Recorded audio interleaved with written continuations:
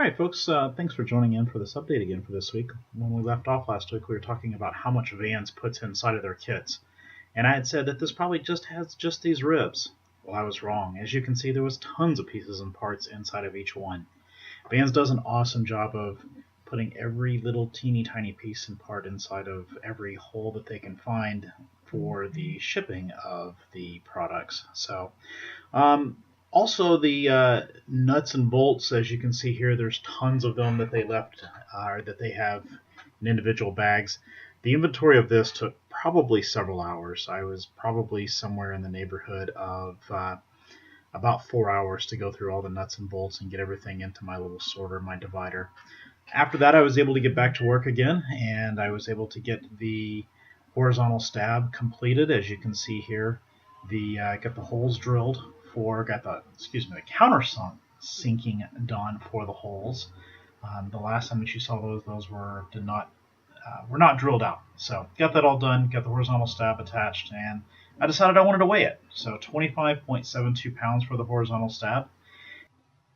I also purchased this new tool which assisted in finishing the riveting there on the horizontal stab. There in the front there were some rivets that were pretty hard to reach, but using this double offset rivet set made that so much easier. So now the horizontal stab is tucked away safely above the garage doors. Right now it's just being held on a couple of very large nails. I'm going to be installing some shelving up there here in the next week. I got started on the elevators, making the ribs, and so additionally I got these guys all had to be cut out. They were just in one solid sheet, kind of like so. And I had to cut out the little wedges there, so that way they would let loose. And I've already deburred them. I have not done any of the drilling for these or for the clips here, these shear clips, so they still need to be the drilling done. I only had about an hour today, and I came out here at 8, and it's now 11. So, oops. I also got the tip ribs clecoed together and straightened out. They did require just a little bit of fluting, as you can see there.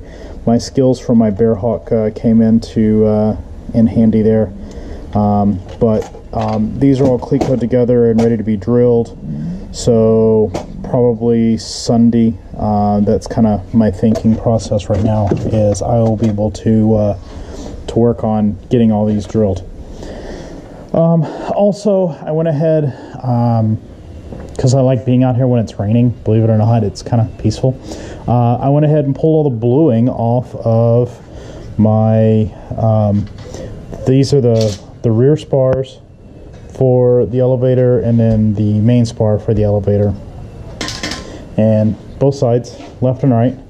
And I went ahead and also pulled off the bluing off of the inside of the skin, as you can see here. So it's all shiny aluminum.